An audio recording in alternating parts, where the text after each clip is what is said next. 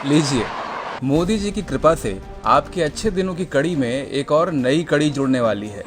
अगर आपकी जेब में खनखनाता हुआ खजाना है, तो फिर अच्छे दिनों के इस करिश्माई साल में आप भारतीय रेल को भी खरीद सकते हैं।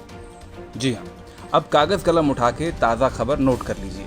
खबर यह है कि देश के 109 रूट पर चलने वाली 151 रेलगाड़ियों की बोली लगाने के लिए बाजार खोल दिया गया है।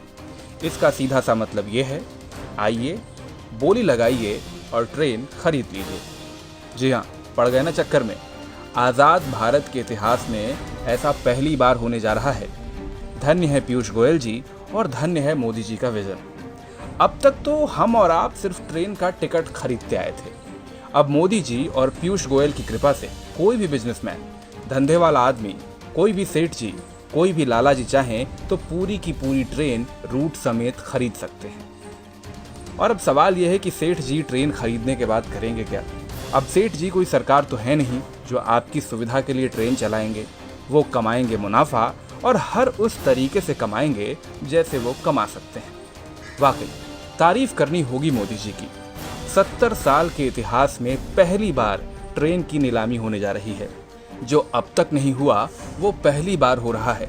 जो नेहरू जी तक नहीं कर पाए वो मोदी जी करने जा रहे हैं। वाह मोदी जी वाह। गरीबों का ख्याल हो ना हो, कारोबार करने वाले सेठ जी लोगों का कितना ध्यान है।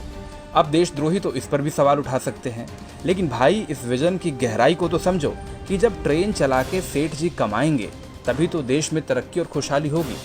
अब क्या हुआ कि बाद में महंगी टिकट की वजह से गरीब आदमी ट्रेन की टिकट ना खरीद पाए।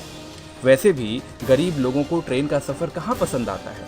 अभी हाल ही में तो सबने देखा था कि मोदी जी और गोयल जी की इतनी सारी ट्रेन चलने के बावजूद ये ज़िद्दी गरीब लोग पैदल ही अपने गांव जाते थे।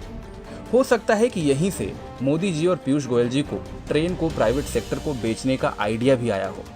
अरे भाई, जब गरीब आदमी ट्रेन में बैठ ही नहीं रहा तो ट्रेन को बेचो सेठ जी को। अब देश की सरकार भला क्यों टेंशन ले। सेठ जी चलाएंगे अपनी ट्रेन और कमाएंगे अपना मुनाफा। जिसे ट्रेन में चढ़ना हो चढ़ ले।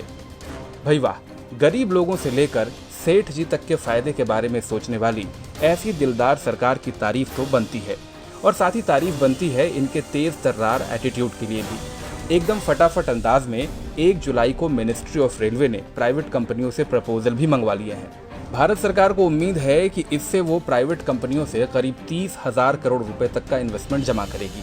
अब जैसे ही देश के 109 रूट पर 151 ट्रेन की डील हो जाती है, फिर देखिए कैसे कायाकल्प होता है भारतीय रेल का। हो सकता है कि जल्द ही न्यूज चैनल आपको ये भी समझाना शुरू करें कि भारतीय रेल की कृपा बस यही रुकी हुई थी। हरी चटनी के साथ 151 ट्रेन की डील जैसे ही फाइनल होगी, भारतीय रेल पर कृपा एकदम से बरस पड़ेगी। खैर, हम तो पत्रकार हैं। हम तो भारतीय रेल के साल 2004 में फायदा कमाने की खबर से भी एक्साइटेड थे और अब रेल बिकने की खबर सुनकर भी उत्साहित हैं। वो कहते हैं ना, मोदी जी ने किया है तो कुछ सोच समझ के ही किया होगा। अब जाते जाते आप भी कमेंट सेक्शन में अपनी ज्ञान वर्षा जरूर करते जाइएगा।